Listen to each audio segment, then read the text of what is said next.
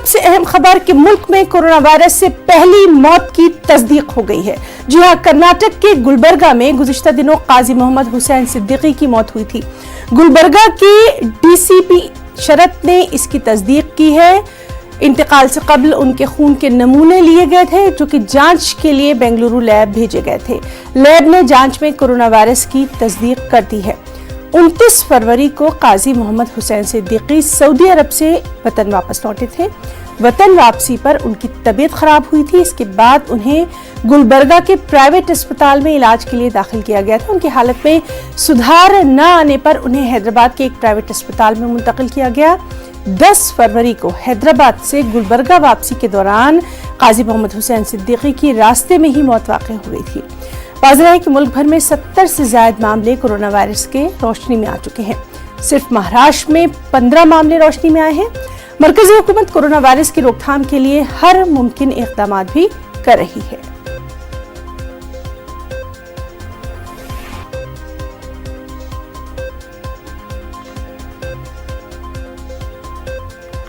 और चलिए शुरुआत करेंगे। हमारे साथ इस वक्त हमारे दो खास रिपोर्टर मौजूद हैं। सबसे पहले हम रुख करेंगे जवाद का, जो कि गुलबर्गा से हमें तफसीलात देंगे, और फिर मुंबई में क्या कुछ सूरत हाल है वो भी हम जानेंगे हमारे साथी अमित राय से।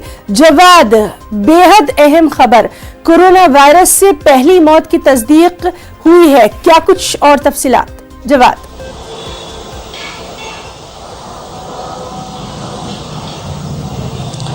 देखिए ना, जैसे कि मिनिस्टर ऑफ हेल्थ ने भी इसकी पूरी तफसीलात वगैरह जी है कि मौसूफ जो है 1 माह कबल सऊदी अरब गए थे, तो 29 फरवरी को ये गुलबर्गा हैदराबाद लौटे थे, हैदराबाद से गुलबर्गा आए थे। तो तफसीलात के मुताबिक 4-5 रोज तक मौसूफ की सेहत ठीक वगैरह थी, ऐसा कुछ मामला नहीं था, मगर 5 मार्च को इनकी तबीयत बिगड़ना शुरू हुई थी, जिसके बाद उनकी कुछ दिनों तक इन पे फैमिली फिजिशियन से इनका घर पर इलाज होता रहा, मगर 2 दिन के बाद इनकी तबीयत और बिगड़ गई। तो उनको एक प्राइवेट हॉस्पिटल में रखा गया, जहां पर इनके टेस्ट वगैरह किए गए, उनका ईसीजी किया गया, उनका एक्सरे निकाला गया, तो वहां पर भी हालात कुछ हद तक ठीक बताए गए, मगर हालात जो ही बिगड़ती गई तो इन्हें जो है Gulbarga institute of medical sciences में लाया गया, जहां पर इनके सैंपल लिए गए। ये 9 मार्च की बात है, जब 9 मार्च को इनको Gulbarga institute of medical sciences में लाया गया तो यहां पर इनके सैंपल लिए गए थे। सैंपल लेकर, क्योंकि गुलबर्गा में इन सैंपल को टेस्ट के लिए लैब वगैरह नहीं है, तो इन्हें जो है सैंपल्स को जो है मेडिकल प्रोटोकॉल के तहत बेंगलुरु रवाना किया गया था, जहां से बेंगलुरु से जो है ये कल रात में आई है कि जिसमें बताया गया है कि जो काजी मोहम्मद हुसैन के जो नमूने लिए गए थे वो पॉजिटिव पाए गए, यानी कि लैब में तस्दीक हो गई कि अब कोरोना वायरस से उनकी मौत हुई है। मगर इनका इंतकाल जो है 10 मार्च को हो गया था, जब इनके वापस जिम से लाया जा रहा था, हैदराबाद मुंतकिल किया गया था, इन्हें हैदराबाद मुंतकिल किया गया, जहां हमने उनके फर्जंद से बात की थी। उन्होंने बताया कि भाई हैदराबाद में किसी हॉस्पिटल ने उन्हें एडमिट कर लेने के लिए गवारा नहीं किया। एक हॉस्पिटल से दूसरे हॉस्पिटल कम से कम 3-4 हॉस्पिटल ये फिरते रहे, जिसमें कॉर्पोरेट बड़े लेवल के कॉर्पोरेट हॉस्पिटल शामिल है। कॉर्पोरेट हॉस्पिटल्स ने भी इन्हें एडमिट करने से इनकार किया गया था। यहाँ किसी तरह से उन्होंने कुछ हीला बहाना करके एक प्राइवेट हॉस्पिटल में एडमिट हो गया था, और उनका कहना यह है कि महलूक के फर्जंद का कहना है कि उन्हें भी शायद 2 घंटों के बाद मालूम हो गया था कि शायद कोरोना वायरस के मुश्तक। जवाब, यहाँ सबसे अहम सवाल ये है कि जब उनको ले जाया जा रहा था मुख्तलिफ जगह पर, उस सब के बीच में क्या वो तमाम लोग जो उनके राब्ते में थे, क्या वो इससे मुतासिर नहीं पाए गए होंगे? क्या उनके लिए कुछ खास एहतियाती तदाबीर अब नहीं की जा रही?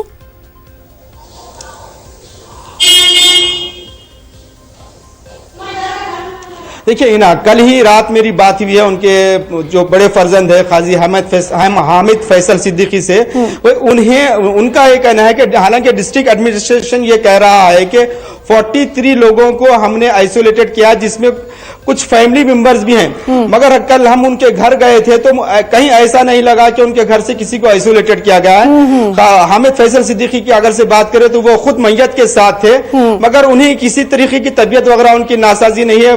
डिस्ट्रिक्ट एडमिनिस्ट्रेशन जो कर रहा है कि उनके फैमिली मेंबर से आइसोलेटेड किया, ऐसा कोई खबर नहीं है।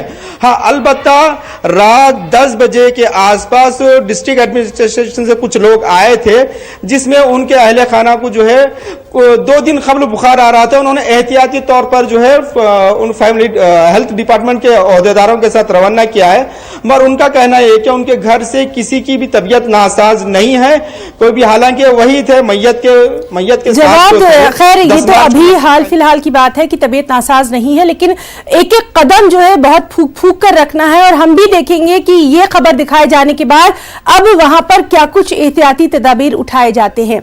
इस सब के बीच में महाराष्ट्र से एक अहम खबर हम अपने नाज़रीन को बता दें कि कोरोना वायरस के 15 मामले यहां सामने आ चुके हैं। रियासती हुकूमत रोकथाम के लिए कोशिश कर रही है।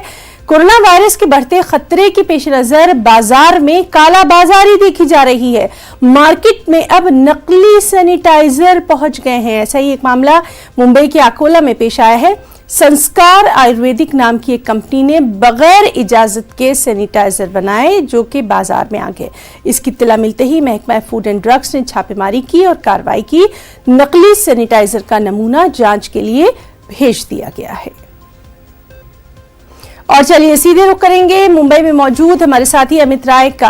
अमित, सबसे पहले तो आपसे ये जानना चाहेंगे कि महाराष्ट्र में किस तरह के एहतियाती तदाबीर उठाई जा रही हैं।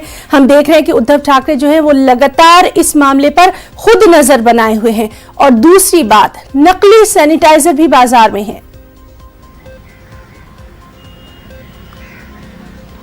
देखिए, कोरोना वायरस के कल 3 मामले और सामने आए हैं। एक पहला मामला है मुंबई में, दूसरा ठाणे में और तीसरा जो है मामला पुणे में आया है।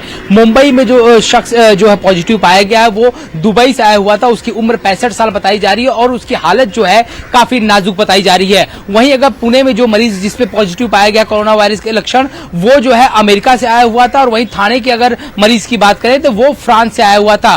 तो ये कुल मिलाकर आंकड़ा जो है अब 14 जो है पहुंच चुका है। वहीं अगर एहतियात निजाम की बात करें तो उद्धव ठाकरे ने साफ तौर पे कल सभी जो डीएम हैं, जो कमिश्नर हैं, उन सबसे जो है वीडियो कॉन्फ्रेंसिंग के जरिए बैठक की थी और साफ तौर पे आदेश दिया गया कि अपने अपने इलाकों की संपूर्ण जानकारी जो है वो प्रशासन तक भेजी जाए, लोगों को जो है मदद मुहैया कराई जाए, अस्पताल में जो है दवाइयां मौजूद रहे, डॉक्टर जो है 24 घंटे मौजूद रहे, आइसोलेटेड जो बेड की सुविधा है वो सुविधा भी जो है अस्पताल में मुहैया कराई जाए और हर जिले में एक नियंत्रण कक्ष बने ताकि हर चीज की जानकारी जो है वो प्रशासन तक पहुंचे।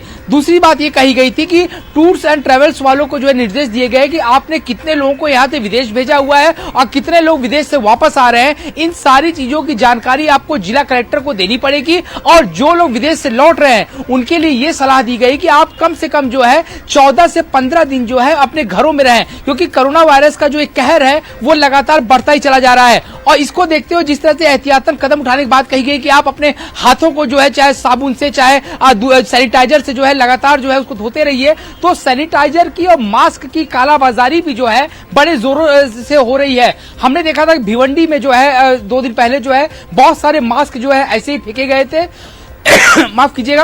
अब फिर उसके बाद जो है बोरीवली में और वकोला में एफडीए डिपार्टमेंट ने रेड डाली और वहां पे जो है नकली सैनिटाइजर बनाने की कंपनी का भांडाफोड़ किया गया। इनके पास लाइसेंस नहीं था और इसकी जो गुणवत्ता थी उसकी भी जांच नहीं की गई थी। यानी कोरोना वायरस का फायदा उठाते हुए जो घोटालेबाज लोग हैं वो पूरी तरीके से इसका फायदा उठा रहे हैं और सैनिटाइजर की और मास्क की लंबे तौर पर कालाबाजारी भी चल रही है। एक तरफ प्रशासन रोकथाम के लिए पुरजोर कोशिश कर रहा है, दूसरी तरफ जो ये लोग हैं वो अपनी कालाबाजारी से जो है बाज नहीं आ रहे हैं। अमित, इस सब के बीच में आपसे ये भी जानना चाहेंगे, क्या आज भी मीटिंग्स का दौर जारी रहेगा? क्या आज कुछ खास एहतियाती तदाबीर जो है वो उठाई जा सकती है? देखिए, निश्चित रूप में लगातार स्वास्थ्य मंत्री जो है टोपे वो जो है मुख्यमंत्री उद्धव ठाकरे के लगातार संपर्क में है। हर जिले के कलेक्टरों को आदेश दिया गया कि वो जो मुख्य सचिव है यहाँ पर अजय मेहता, उनसे लगातार संपर्क में रहे, हर इलाके की जानकारी दी जाए। जैसा कि मैंने आपको बताया कि 3 केसेस जो है कल बढ़ गए हैं, उसको देखते हुए और हैरानी की बात है मुंबई का जो केस है, जो 65 साल का व्यक्ति है जो दुबई से आया हुआ है, उसकी हालत जो है काफी नाजुक बताई जा रही है। तो इसको देखते हुए प्रशासन पूरी तरीके से गंभीर है। चूंकि इसी को देखते हुए हमने ये देखा था कि सेशन को भी 1 हफ्ते के लिए जो है बंद कर दिया गया। 20 तारीख खत्म होने वाला अधिवेशन जो अभी कल 14 तारीख शनिवार को ही खत्म हो जाएगा। तो सरकार लगातार एहतियाती कदम ले रही है और दिन भर जो है बैठकों का दौर शुरू है और हर इलाके की संपूर्ण जानकारी खुद सीएम ठाकरे जो है अधिकारियों से ले रहे हैं। जी अमित, आप भी हमारे साथ बने रहिए, जवाद आप भी हमारे साथ बने रहिए। और इस वक्त दिल्ली से हमारे साथ शैलेंद्र वांगू भी मौजूद हैं, उनसे हम जानेंगे पूरे मुल्क का क्या हाल है। शैलेंद्र, आपसे जानना चाहेंगे जिस तरह से इस कोरोना वायरस को जो है पेंडेमिक बता दिया गया है और WHO ने खास तौर पर यह कहा है कि सबको मिलके इससे लड़ना होगा। एक तो आपसे ये तफसील जानना चाहेंगे कि हिंदुस्तान में जो है इन तमाम चीजों को देखते हुए क्या कुछ एहतियाती तदाबीर, और दूसरी अहम बात ये कि किस तरह से लोगों के लिए एडवाइजरी जारी की जा रही है। शैलेंद्र।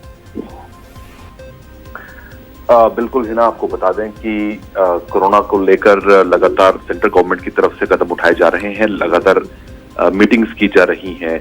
खुद प्रधानमंत्री मोदी भी हालात पर नजर बनाए हुए हैं। आपको पहले अगर हम अपडेट करें तो अभी तक देश में 74 यानी 74 केसेस कंफर्म हो चुके हैं और एक मौत की कंफर्मेशन भी हुई है, जैसे कि अब इससे पहले बताया जा रहा था। इसके साथ ही साथ कुछ कदम एहतियातन के तौर पर उठाए जा रहे हैं। जैसे कल ही दिल्ली के मुख्यमंत्री अरविंद केजरीवाल ने दिल्ली के स्कूल्स और दिल्ली के सिनेमा हॉल को बंद करने को लेकर फैसला सुनाया है और ये उन्होंने कहा है कि दिल्ली में भी इसको एपिडेमिक के तौर पर समझा जा रहा है। और वहीं इसी बीच जैसे कि बताया गया था कि जो भी वीजाज, एग्जिस्टिंग वीजाज हैं, उनको रद्द कर दिया गया है। तो किसी भी फॉरेन टूरिस्ट का अब भारत मुमकिन नहीं होगा आना फिलहाल, जब तक हालात सुधर नहीं जाते हैं। करीब 15 अप्रैल तक ये जारी रहेगा। और इसी बीच ये भी बार बार कहा है, कल प्रधानमंत्री मोदी ने भी ट्वीट किया था कि नॉन एसेंशियल ट्रेवल्स जो है, जो नॉन एसेंशियल यात्रा अगर है तो वो अवॉइड की जाए, भारतीय जो है वो देश से बाहर ना जाएं। और वहीं लार्ज गैदरिंग्स को लेकर भी कहा जा रहा है कि वो ना की जाए। ऐसे में आपको ये भी याद दिला दें कि नेटवर्क 18 का भी एक बड़ा कार्यक्रम होने वाला था 18 और 19 मार्च को, जिसमें प्रधानमंत्री मोदी को शामिल होना था, जिसे राइजिंग इंडिया कहा जाता है।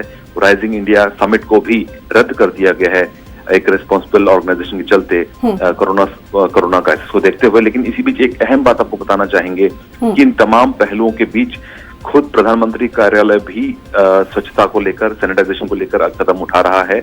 हमारे पास जो जानकारी है उसके मुताबिक प्रधानमंत्री कार्यालय यानी PMO में भी हैंड सैनिटाइजर्स रखे गए हैं, क्योंकि पूरा दिन प्रधानमंत्री मोदी की मुलाकातें होती रहती हैं, उनसे लोग मिलने के लिए जाते हैं। तो ऐसे में जहां पर मीटिंग रूम है वहां पर भी सैनिटाइजर रखा गया है और खास ध्यान रखा जा रहा है स्वच्छता को लेकर। और खासतौर से कोरोना वायरस का जो एपिडेमिक फैला हुआ है पूरी दुनिया में, जिससे 114 मुल्क इस वक्त मुतासिर हैं और 1,18,000 से ज्यादा लोग इससे इन्फेक्ट हो चुके हैं। तो ऐसे में भारत सरकार भी लगातार कदम उठा रही है। तो एहतियात बहुत जरूरी है और खुद हम सबको मिलकर इसके खिलाफ लड़ना होगा। शैलेंद्र, आप खुद भी अपना वहां बहुत ख्याल रखिए। बहुत बहुत शुक्रिया आपका तमाम तर तफसीली जानकारी के लिए। तो नाज़रीन, ये थे हमारे साथ हमारे नुमाइंदे शैलेंद्र वांगू दिल्ली से, जो कि तमाम तर हालात बता रहे थे। एक बार फिर से हम रुख करेंगे जवाद का। गुलबर्गा में जवाद हैं, लगातार हमें अपडेट दे रहे हैं। जवाद, आपसे जानना चाहेंगे, जिस तरह से लगातार बात की जा रही है कि हुकूमती सतह पर कई इक़दाम उठाए जा रहे हैं, खासतौर से आइसोलेशन वार्ड्स की भी बात की जा रही है, तिब्बी अमला जो है वो सरगर्म रहने की बात की जा रही है, बेंगलुरु में भी अलर्ट जारी किया गया। लेकिन आप जो रिपोर्ट बता रहे हैं और जिस तरह से एक मौत की खबर आई है, वो तमाम तस्वीर बिल्कुल बरक्स नजर आ रही है।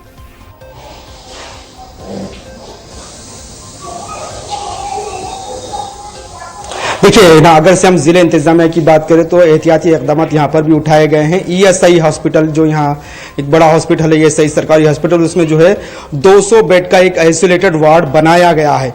इसके अलावा Gulbarga institute of medical science में ऑलरेडी एक आइसोलेटेड वार्ड है। जिस तरह से ये मौत की खबर आने के बाद से जिला इंतजामिया और मजीद चौकस हो गया है। तो 200 वार्ड का एक ESI हॉस्पिटल में आइसोलेटेड एक हॉस्टल था वहां पर, जो एक आखिरी किनारे पे हॉस्टल है जो यूजफुल नहीं है। तो वहां पर उस हॉस्टल को मुकम्मल तौर पर आइसोलेटेड वार्ड में तब्दील किया जा रहा है। पहले मरहले के पर वहां पर 200 बेड लगाए गए हैं। फिर उसको बतदरीज अगर से हालात मजीद अगर से संगीन होते हैं तो उसको और 200 करके 400 बेड का आइसोलेटेड वार्ड वहां पर भी लगातार नजर बनी हुई है। एक बार फिर से रुख करेंगे मुंबई का अमित का। अमित, आपसे जानना चाहेंगे तालीमी इदारों यानी एजुकेशनल इंस्टीट्यूट को लेकर क्या कुछ वहां पर खास एहतियात? देखिए, शिक्षा संस्थानों को, महाविद्यालयों को भी एक सर्कुलर जारी किया गया है कि कोई भी भीड़ भाड़ वाला कार्यक्रम जो है वो न करे। अगर कुछ कार्यक्रम अभी है तो उसे रद्द किया जाए या कम से कम 25 मार्च के बाद रखा जाए। 25 मार्च तक जो है जिस तरह की यथास्थिति बनी रहेगी उसको देखते हुए आगे निर्णय लिया जाएगा। और उन्होंने आम लोगों से भी अपील की गई कि जितने भी धार्मिक और सामाजिक कार्य जहां पर भीड़ भाड़ हो सकते हैं ऐसे कार्यक्रमों को भी रद्द किया जाए। खुद पॉलिटिकल पार्टियों ने जो है रैली या सभा करने के लिए मना कर दिया है। तो एहतियातन बहुत सारे कदम भी उठाए जा रहे हैं। हालांकि कॉलेज और स्कूल की छुट्टियों को लेकर जो है अभी तक निर्णय नहीं लिया गया है, लेकिन उन्हें अपने भीड़ भाड़ वाले कार्यक्रमों को रद्द करने की हिदायत जो है सर्कुलर जारी करके जरूर दे दिया गया है। जी अमित, आपका और जवाद, आप दोनों का बहुत बहुत शुक्रिया अदा करना चाहेंगे और दोनों से हम यही कहना चाहेंगे कि आप अपना ध्यान खुद रखिए, क्योंकि सबसे अहम है हम अपनी एहतियात खुद करें, साफ सफाई का ध्यान रखें, अपने आसपास के जो तमाम एरिया है, इलाका है, वहां पर भी खास एहतियात बरतें। तो लगातार कोरोना वायरस से मुतालिक अपडेट हम आपको दे रहे हैं। एक और अहम खबर मध्य प्रदेश से आ रही है।